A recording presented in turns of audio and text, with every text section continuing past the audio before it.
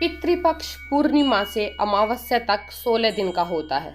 धर्म शास्त्रों के अनुसार हमारी मान्यता है कि प्रत्येक की मृत्यु इन 16 तिथियों को छोड़कर अन्य किसी दिन नहीं होती है, इसलिए इस पक्ष में 16 दिन होते हैं।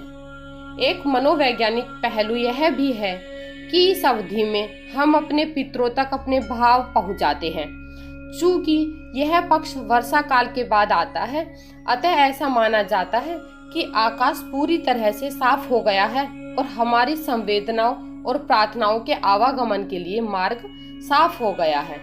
ज्योतिष और धर्मशास्त्र कहते हैं कि पितरों के निमित्त यह काल इसलिए भी श्रेष्ठ माना गया है क्योंकि इसमें सूर्य कन्या राशि में रहता है और यह ज्योतिष गणना पितरों के अनुकूल होती है। गरुड़ पुराण में भीष्म पितामह ने युधिष्ठिर के संवाद बताए गए हैं। महाभारत काल में भीष्म पिता ने युधिष्ठिर को पितृपक्ष में श्राद्ध और उनके महत्व को बताया था। भीष्म पिता ने बताया था कि अत्रि मुनि ने सबसे पहले श्राद्ध के बारे में महर्षि निमि को ज्ञान दिया था। दरअसल अपने पुत्र की अकस्मात मृत्यु से दुखी होकर निमि ऋषि ने अपने पूर्वजों का आह्वान करना शुरू कर दिया था।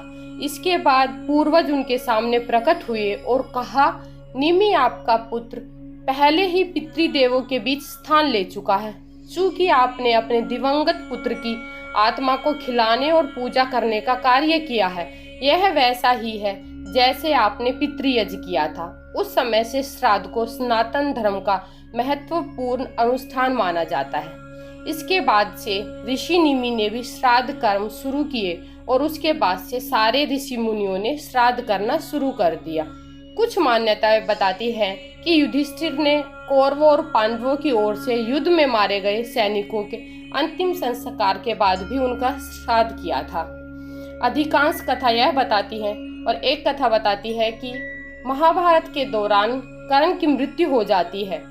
उसके बाद जब उसकी आत्मा स्वर्ग में पहुंचती है तो उन्हें बहुत सारा सोना और गहना दिया जाता है।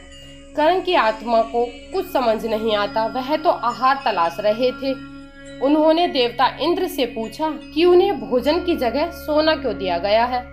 तब देवता इंद्र ने कर्ण को बताया कि उसने अपने जीवित रहते हुए पूरा जीवन सोना दान किया, लेकिन श्राद्ध के दौरान अपने पूर्वजों को कभी भी खाना दान नहीं किया। तब कर्ण ने इंद्र से कहा कि उन्हें यह ज्ञात नहीं था कि उनके पूर्वज कौन थे, वह इसी वजह से उन्हें कुछ दान नहीं कर सके।